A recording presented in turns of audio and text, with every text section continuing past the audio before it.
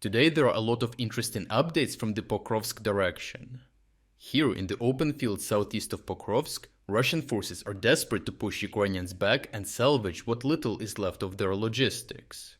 However, as specialized Ukrainian equipment prevents Russians from even launching their assaults, Russian wrecks and bodies are quickly piling up, leading to another disaster for the Russian army.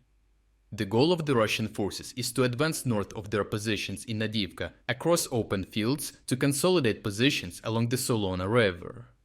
This is because the Russian bridgehead on the western flank of Pokrovsk is too narrow, allowing the Ukrainians to constantly strike their logistics and forcing them to cancel their operational goals.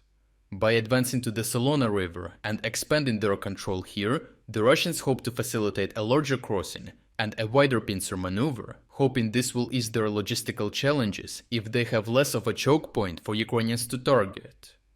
The first attempts to expand their control here in the direction of Uspenivka proved to be complete failures as Russian corpses littered the approaches.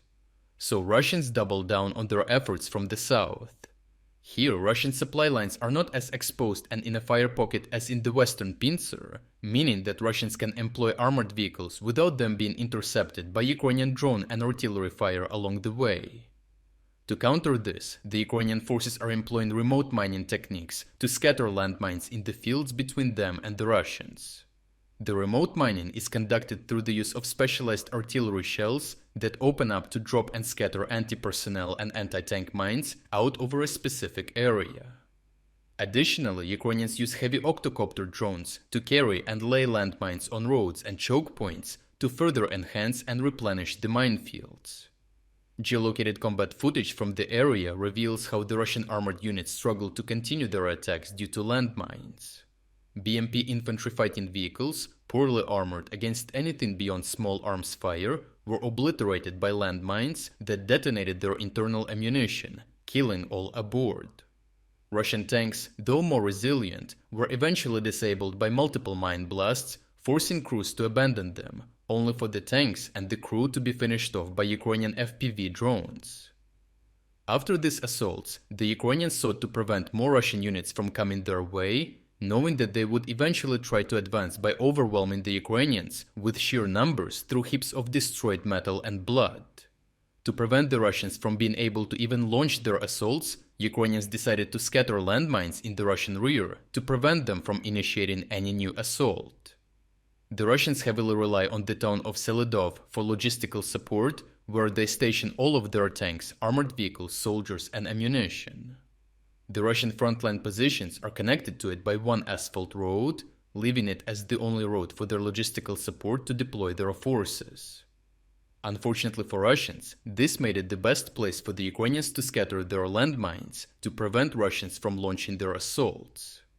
Geolocated footage from the area reveals how Ukrainians mined the entire road, as one of the Russian vehicles moving to Nadiivka was completely obliterated by the landmine explosion.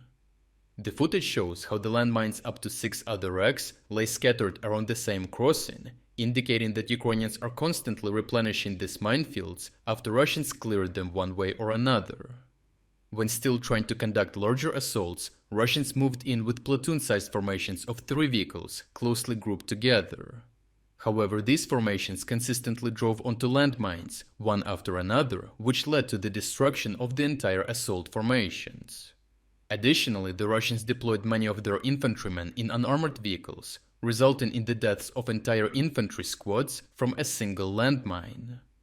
Overall, the Russians changed their operational plans on the western flank of Pokrovsk, forcing them to try and assault the Ukrainian positions further to the southwest, trying to salvage their logistics lines.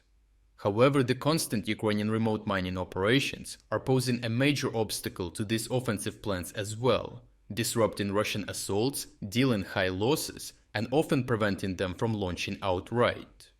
With whole minefields suddenly appearing on previously cleared roads, Russian efforts here have been stumped, as soon this area will be impassable for Russian armored vehicles as well.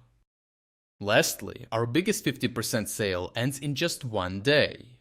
This is your last chance to get full access to our exclusive all-front overviews and strategic geopolitics videos starting as low as $3.99. If you wanted to support our efforts but haven't had the chance, now is the perfect time to jump in and make a real difference.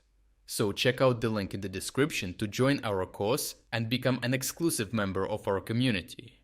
I truly appreciate everyone who stepped up to join us. Your support means the world to us.